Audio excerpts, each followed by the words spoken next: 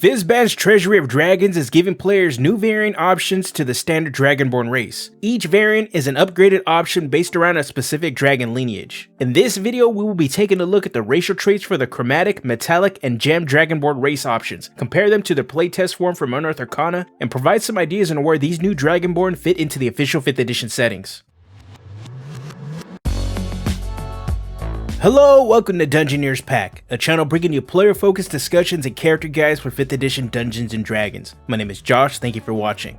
Even though there's a Dragonborn option found in the player's handbook, Wizards is offering some variant options to address some of the problems the community has with the base option. Two criticisms I've seen come up frequently are that the breath weapon is useless after surpassing the first tier play, and the other is regardless if you choose to be a Chromatic or Metallic Dragonborn, there are no flavor-driven mechanics that differentiate them from each other. The new Chromatic, Metallic, and Gem Dragonborn races share a similar framework, but are given some differing traits in an attempt to make them feel unique. The most similar are the Chromatic and Metallic Dragonborn options. Both are the humanoid creature type, are medium-sized, have a 30-foot walking speed, and we must choose a Draconic ancestry that helps determine an energy damage type associated with their breath weapon and Draconic resistance traits. The damage types available to both Dragonborn are the same. What differentiates the two Dragonborn are their breath weapon and another unique trait. For the Chromatic Dragonborn, that is Chromatic Warding, and for the Metallic Dragonborn, that is Metallic Dragon Breath. Taking a look at each Dragonborn's breath weapon, there is a small but significant change from the playtest version to the final printing. The damage die for the breath weapons have been bumped up a die size, going from a D8 to a D10.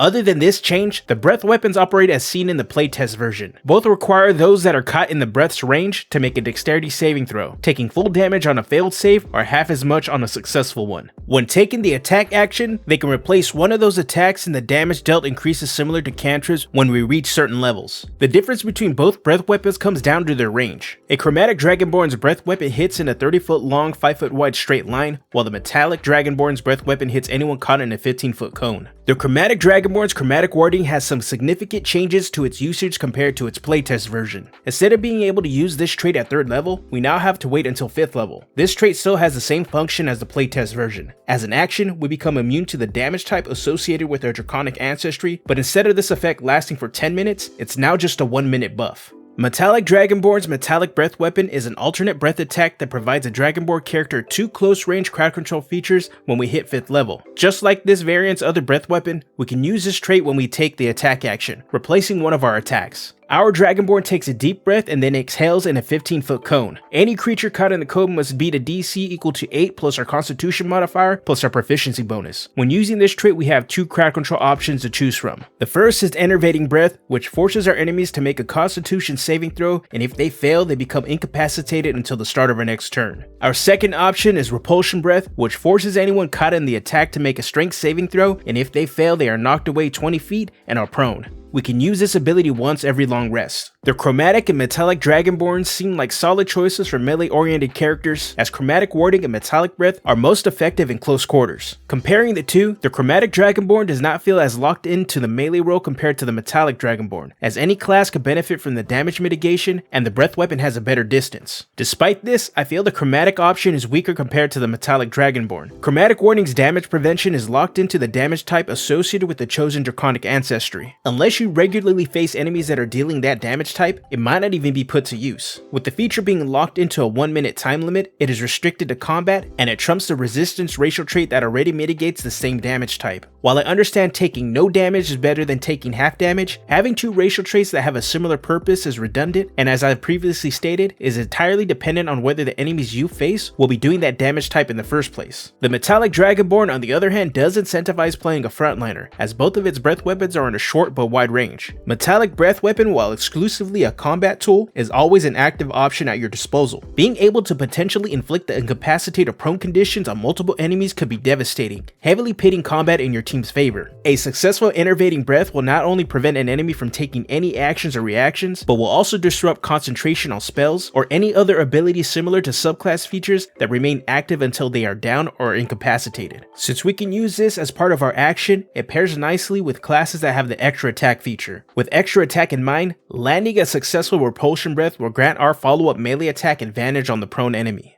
Gem Dragonborn are the newly introduced variant with an ancestry stemming from the third faction of dragons. They do share similarities in their design to the chromatic and metallic, but the way the flavor influences the mechanics differentiates them from the other options. Just like Chromatic and Metallic Dragonborn, they are the humanoid creature type, are medium-sized, have a walking speed of 30 feet, a choice of draconic ancestry, a breath weapon, and draconic resistance. Entirely unique to the Gem Dragonborn are the Psionic Mind and Gem Flight racial traits. Their draconic ancestry functions identical to their chromatic and metallic counterparts, but instead of having a dragon ancestry that is associated with the common energy damage types, the Gem Dragonborn are tied to Force, Radiant, Psychic, Thunder, and Necrotic damage types. Whichever ancestry you choose, your breath weapon and draconic resistance will be tied to one of these uncommon energy damage types. Gem Dragons share the same breath weapon as the Metallic Dragonborn variant, dealing 1d10 damage to anyone that fails a dexterity saving throw if they are caught in our 15-foot cone. Just like the other breath weapons, this can be used in place of an attack and is usable again after a long rest. Psionic Mind is identical to its playtest version. It is a variation of the message cantrip that we have seen with other psionic powered character options. We can speak telepathically to a creature we can see within 30 feet of us, but we must share a language with that creature so they can understand.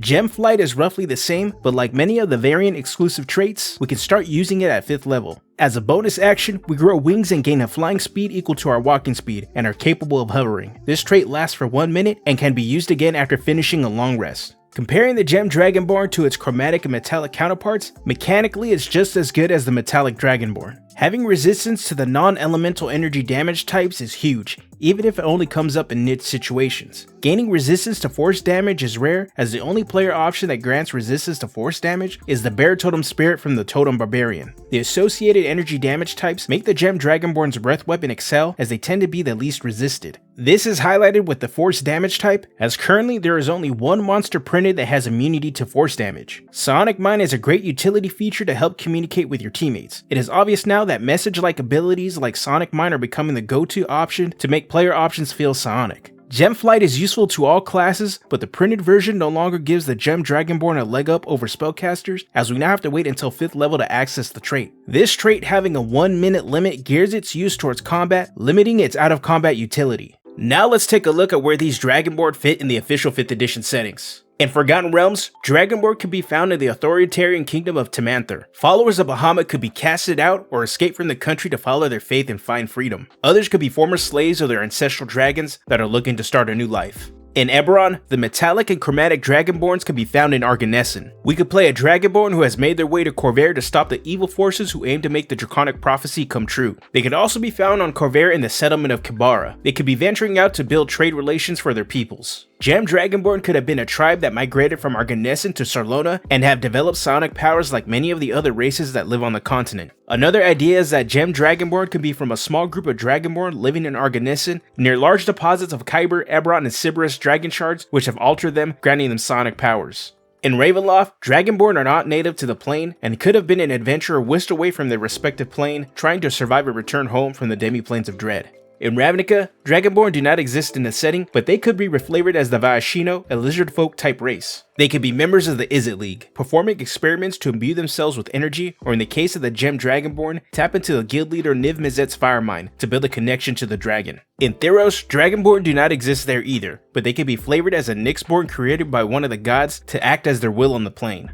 And finally in Strixhaven, again, just like the other Magic the Gathering settings, Dragonborn do not exist. But being that Strixhaven is a school for mages that study from all over the multiverse, we could be a Dragonborn student attending any of the 5 schools at the college. These new Dragonborn variants are leaps and bounds better than the base options found in the player's handbook. They do address the problem players have with the base Dragonborn. This newer breath weapon now scales and is usable as we level up, and each variant has a mechanically unique trait to differentiate them. In my opinion, when comparing all 3 of the variants together, the Chromatic Dragonborn is the weakest option. While Chromatic Warding could be a powerful ability, it does double down on damage mitigation. Unfortunately, since the immunity is tied to the Draconic ancestry, it may not be something that's always active and is very campaign dependent. Gem Dragonborn are a great option for any class, as it has a solid set of utility options that any character could benefit from, in addition to having access to a breath weapon and resistance to an uncommon energy damage type. Metallic Dragonborn are a great frontline option that many players should consider. Metallic breath weapons give players crowd control options that are not magical. Enervating breath causing the incapacitate condition is powerful, potentially shutting down harmful effects to anyone that fails to save. Overall, all three options are a vast improvement to the base option in the player's handbook, and I encourage players wanting to play a Dragonborn to use one of these variants instead.